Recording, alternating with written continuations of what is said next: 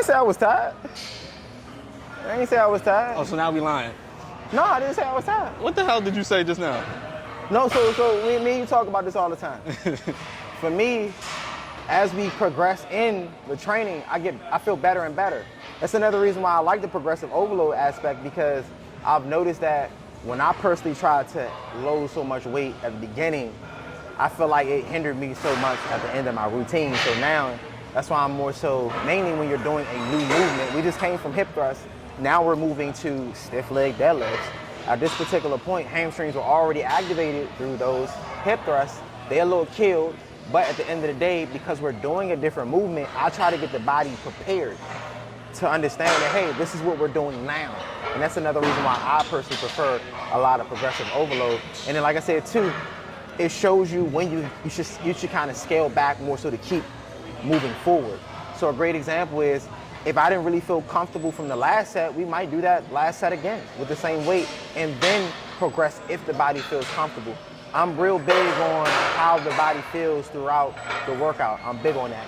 So if I've noticed that I put on a little bit more weight that I'm trying to lift, and then I do notice that I'm starting to feel tension that I shouldn't feel, I'm big to start backing away immediately. I'll stop immediately what I'm doing, I'll take the weight off, and then proceed from there.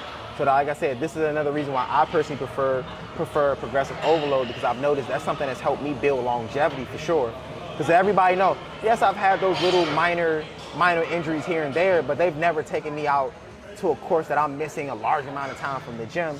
All it did when I had those minor injuries or anything to that nature, it made me kind of restructure how I was training at the moment. Like maybe I was going from heavy lifting to basketball, and because I love basketball, I start introducing movements that my body isn't ready for. Or it might be a point that I'm still in the process of overtraining and my body actually needs rest, and I do the basketball scenario, and then from there my body's saying, hey, back off, you're doing too much. So like I said, that's one of the main reasons why I'm more big on slowly going up with the weight more so than just jumping straight into the weight. I'm big on longevity. I'm only 32 years of age. I feel like right now this is the perfect time for us to be in great shape, and it's a lot easier for us to be in great shape now, but we still need to be aware and conscious of working towards longevity. We don't want to experience any type of injuries or any type of minor setbacks that, for one, we might have to deal with for the rest of our lives, because do understand, not all injuries are created equal. Some of us, from doing too much, we experience injuries that unfortunately keep us out of the gym for a long period of time, or we may not actually be able to perform the way we were performing before, or be able to move how we were able to move before. Because like I said, all injuries are created differently, and they should be assessed a little differently as well. But hey, we about to go back to this. It is what it is, man. Oh, another set loaded. What happened? Another set loaded, you feel me? It is what it is. I don't feel like we did too much. If anything, we can kind of back down on the sets. And that's why I like doing 3 sets of 15 sometimes, because when you go up with the weight, obviously you're not going to be able to do 15 reps, but let's try to get towards 12. Let's try to get towards 10. And this is why, like I say, at the top of the set, I'm more of a as many reps as possible kind of guy, because it might be a point that the body is well rested, that it can max out 20 reps that you never thought you could do. But because of the 3 sets you did before, you did your top set, your body ready to get that work done. You feel me? But let's get it. Whoo! I feel like the talking took more out of me than anything. Shoot. Talking.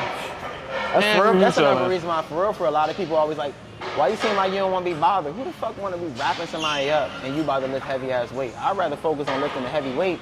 Once I get from under that weight and start lifting average things again, I'm good to go.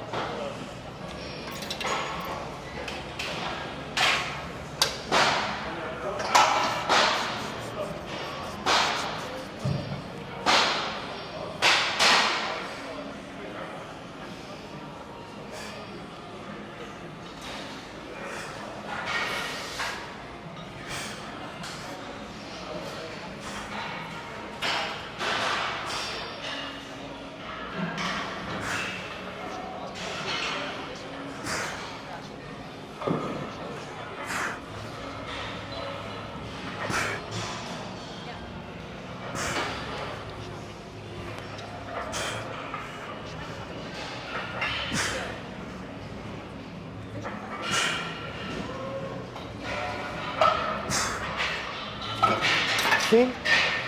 That's a great example of how you know you can still progress up with the weight.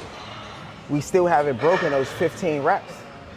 Once you start breaking the 15 reps, when you want to do 10, can barely do 8, you know we've taxed. But right now, 15 wasn't too bad. We're gonna do another plate.